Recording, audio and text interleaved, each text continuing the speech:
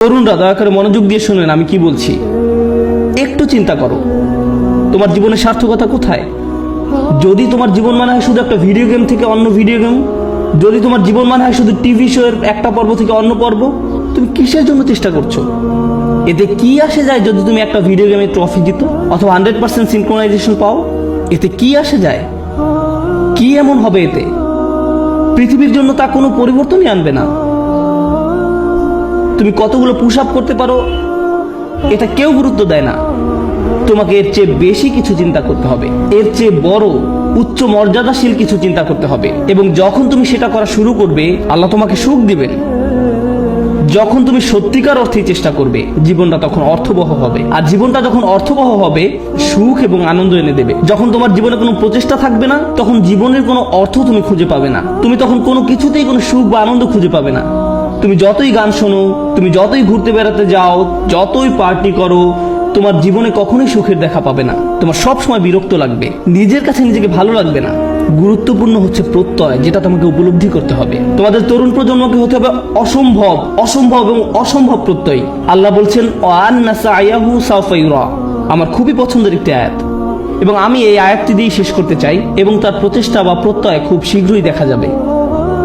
তার চেষ্টা খুব শীঘ্রই কি দেখা যাবে। এ প্রসঙ্গে আমি বলতে চাই, তুমি যখন কাউকে তোমার রিজিউম দেখাও, আমি অমুক স্কুল থেকে গ্রাজুয়েট হয়েছি, আমি অমুক অমুক জায়গায় কাজ করেছি, অমুক অমুক প্রজেক্টে কাজ করেছি, তখন তুমি তোমার রিজিউমে লেখো তোমার রেজাল্ট নাকি তোমার প্রচেষ্টা। তুমি তোমার প্রচেষ্টার কথা লেখো না, তুমি লেখো তোমার রেজাল্টের কথা।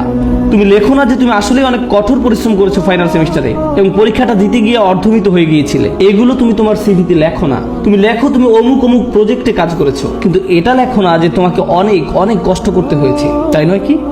শুধু তাই নয়, কিছু কিছু সময় তুমি অনেক অনেক চেষ্টা করো কিন্তু তুমি পাশ করতে পারো না। অথবা এরকম যে তুমি অসম্ভব রকমের চেষ্টা করেছো একটা প্রজেক্টের জন্য, কিন্তু সেটা সফলভাবে শেষ করতে পারোনি। অথবা তুমি তোমার আশানুরূপ গ্রেড পাওনি, যেটা তোমার পাওয়া উচিত ছিল। আমরা মানুষেরা মানুষকে কিসের ভিত্তিতে বিচার করি? আমরা মানুষকে বিচার করি রেজাল্ট দিয়ে। আমার এতে কিছু যায় আসে না যে তুমি কতটা চেষ্টা করেছো, তুমি আমাকে ফলাফল এনে দিতে পারোনি। আমার এতে কিছুই আসে যায় না যে তুমি কতটা চেষ্টা করেছো, তুমি পাশ করতে পারোনি, গ্রাজুয়েট হতে পারোনি। বুঝতে পেরেছো ব্যাপারটা? কিন্তু আল্লাহ তোমার বিচার তোমার রেজাল্ট দিয়ে করবেন না। আল্লাহ তোমার বিচার করবেন কিসের ভিত্তিতে? প্রচেষ্টা। আল্লাহ বলছেন এবং তার প্রচেষ্টা, তার অধ্যবসায়গুলো খুব শীঘ্রই দেখা যাবে। এটা একটা অসাধারণ ব্যাপার, কেননা পৃথিবীর বুকে কোনো মানুষই আমার প্রচেষ্টা দেখবে না, কোনো মানুষই আমার প্রচেষ্টা দেখবে না। আমি তোমার প্রচেষ্টা দেখবো না, অথবা তুমি আমার প্রচেষ্টা দেখবে না, কিন্তু তিনি হচ্ছেন শুধুমাত্র আল্লাহ, যিনি আমাদের প্রচেষ্টা অধ্যবসায়গুলো দেখবেন। আমরা সবাই দেখি ফলাফল, আমরা হচ্ছি ফলাফল সর্বস্ব মানুষ। আল্লাহ হচ্ছেন বিচারক, যিনি দেখেন প্রচেষ্টা। সুবহানাল্লাহ, কতই না মহান আমাদের প্রভু। কেউ তোমার প্রচেষ্টার মূল্য দিবে না এক আল্লাহ ছাড়া, সুতরাং কখনোই তোমার প্রচেষ্টাকে খাটো করে দেখবে না। মানুষ হয়তো মূল্য দিচ্ছে না তুমি যে কাজগুলো করছো, এবং তুমিও সাথে সাথে ভাবতে শুরু করে দাও যে এগুলোর আসলেই কোনো মূল্য নেই। কিন্তু মনে রেখো, এটা মূল্যবান আল্লাহর কাছে। আল্লাহর কাছে এটা অত্যন্ত মূল্যবান। আজকের আলোচনা ওই অংশটা বিশেষভাবে বোনদের জন্য ছিল, কারণ তারা কঠোর পরিশ্রম করে এবং তাদের মনে হয় এই চেষ্টায় কোনোভাবেই কিছু হবার নয়। ছেলেরা এমন নয়, কারণ ছেলেরা কোনো খাটুনি করে না এবং তারা মনে করে যে আমি অনেক করেছি, আমি কত কঠোর চেষ্টা করেছি। ছেলেরা নিজেদের সাথে মিথ্যাচার বন্ধ করো। তোমাদের নিজেদের এটা বলা বন্ধ করতে হবে যে তুমি যথেষ্ট করেছো। তোমার অলসতা দূর করতে হবে। ভাইরা, শয়তান তোমাদের ধ্বংস করে দিচ্ছে, সে তোমাদের ধ্বংস করছে। তোমরা এত অলস। নিজেদের কাছে যুক্তি দেওয়া বন্ধ করো এবং কাজ করো, বেশি করে কাজ করো, আবেদন করতে থাকো, করতেই থাকো, অন্যদের সাথে এই ব্যাপারে কথা বলতে থাকো, নেটওয়ার্কিং করো। থেমে যেয়ে বলো না যে আমি সব রকম চেষ্টা করেছি তারপর ফল পাইনি। না, তুমি সব রকমের চেষ্টা করোনি। উদ্যম হারিও না, এটা করা তোমাদের শিখতে হবে। তোমরা তোমাদের বোনদের কাছ থেকে শিখো।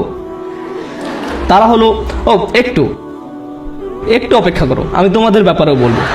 কিছুক্ষণ পরেই তোমরা আর খুশি হবে না। তোমাদের সমস্যা কি জানো? সুখের সন্ধানের কথা এখন ভুলে যাও। তোমাদের সমস্যা হলো তোমরা সর্বদা নিজেদের ব্যাপারে অনিশ্চিত। তোমরা সবসময় ভাবছো আমি যথেষ্ট নই, বা আমি হিসেবের মধ্যেই নেই। হাততালি থামাও। তোমাদের ব্যাপারগুলো সহজভাবে নিতে হবে। তোমাদেরকে বলছি না, তোমাদের এমনিতেই সবকিছু যথেষ্ট। হালকাভাবে নাও। মাশাআল্লাহ, মাশাআল্লাহ। অপরপক্ষে তোমাদের শান্ত হওয়া দরকার। আমার এমন বন্ধুদের সাথে দেখা হয়েছে যারা ইসলাম নিয়ে পড়াশোনা করছে, তারা কোরআন শিক্ষা করছে, কিন্তু আমার এখনো সব শব্দ শিক্ষা হয় নাই। হ্যাঁ ঠিক আছে আন্টি, শান্ত হন, আপনার সব মুখস্থ হয়নি। আল্লাহ আপনাদের ফলাফলে আগ্রহী নয়। তিনি কিসের প্রতি আগ্রহী? তিনি আগ্রহী আপনার প্রচেষ্টায়। আপনার প্রচেষ্টায় ফলাফল নিয়ে উদ্বিগ্ন হওয়া বন্ধ করুন। আপনি আবার ফল নিয়ে খুব দুশ্চিন্তা করবেন না। আপনি এখনো যা জানেন না, যেটা এখনো অর্জন করতে পারেন নাই, সেটা নিয়ে আপনি বড্ড বেশি ভাবেন। অর্জন নিয়ে চিন্তা করা বন্ধ করুন এবং আন্তরিক, অকৃত্রিম, সর্বোচ্চ যতখানি সম্ভব চেষ্টা করে যায়। আমি বলছি এমনটা করলে আল্লাহর কাছ থেকে ফলাফল আসবেই, কিন্তু সেটা তার সময়সূচি অনুযায়ী আসবে, আপনার নয়। দুইজন মানুষ একদম একই পরিমাণে চেষ্টা করবে, কোনো একজন দেখা যাবে তার চেষ্টার ফলাফল নগদে পেয়ে যাবে, এবং কাউকে বছরের পর বছর অপেক্ষা করতে হবে সমানভাবে ফল পাওয়ার জন্য। এটা আল্লাহর হাতে। এজন্য আপনি বলতে পারেন না সে তো অনেক সুফল পেয়ে গেল আর আমি কিছুই পেলাম না, আমরা তো একই রকমের চেষ্টা করলাম। এটা ঠিক না, না, এটা পুরোপুরি অন্যায্য। কারণ সেই হিসেব আল্লাহর কাছে ন্যস্ত, এবং আল্লাহ শুধু এটাই দেখতে চেয়েছেন যে আপনি কতটা চেষ্টা করেন। ধরুন দুজন মানুষ একদম একই পরীক্ষা দিল। আমার ক্লাসে এমনটা ঘটেছিল, তারা একদম একই পরীক্ষা দেয়। একজন অনেক বেশি পরিশ্রম করে, সে দিন রাত সারাক্ষণ পড়াশোনা করে। এই প্রোগ্রামে আসার আগে সে আমার বন্ধু ছিল, আমরা দুজন বন্ধু ছিলাম। আমি এখন তার শিক্ষক এবং আমি তাকে বলছি যে চলো ঘুরতে যাই। না, আমাকে পড়তে হবে। আমি তোমার শিক্ষক? না, আমাকে পড়তে হবে, পরীক্ষা আছে। আমি তোমার পরীক্ষা সহজ করে নিব, আমি তোমাকে অতিরিক্ত ক্রেডিট দিব। না, আমার পড়া আছে। এই মানুষটা দিন রাত পড়াশোনা করে। আমি জানি যে সে কি পরিমাণ চেষ্টা করলো, তার প্রচেষ্টার কথা আমি জানি। কিন্তু জানেন, সে তার ক্যারিয়ারে খুব উজ্জ্বল, ব্যবসায় এত দক্ষ, পেশাগতভাবে ভীষণ চটপটে ছিল। কিন্তু ব্যাপারটা এমন যেন আল্লাহ তাকে আরবি শেখার জন্য তৈরি করেননি। সে যত বেশি শিখুক না কেন, সে বেশি নম্বর তুলতে পারতো না। কোনো মতেই পাশ করতো প্রতিবারই। আর তার পাশের ছেলেটাই অতিরিক্ত প্রতিভাবান, আমার দেখা সবচেয়ে অলস এক মানুষ। সে ক্লাসে সারাক্ষণ ঘুমাতো, কিন্তু সে প্রত্যেকবারই 99 বা 100 পেত। এতে আমার খুবই রাগ হতো। আমি সেই ছেলেকে শূন্য পেতে দেখতে চাইতাম। আমি চাইতাম যে সে শূন্য পাক, আমি যেন তাকে পরীক্ষার খাতা দিয়ে কঠিনভাবে চড় মারতে পারি।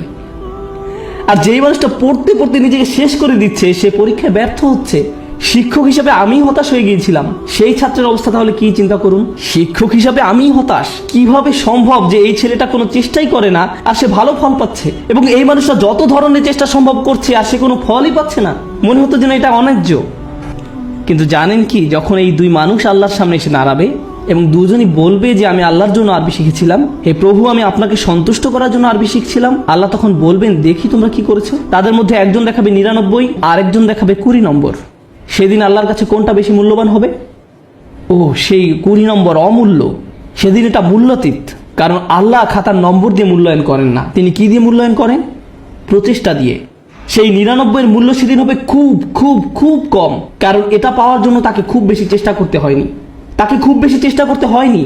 আল্লাহ এভাবেই বিচার করেন। এটা পুরোটাই গুণগত মান সংক্রান্ত, পরিমাণ সংক্রান্ত নয়। মানুষ শুধু পরিমাণ বিচার করতে পারে, আল্লাহ গুণগত মান বিচার করেন। আপনি এখন যা করছেন তার মান বিচার করুন।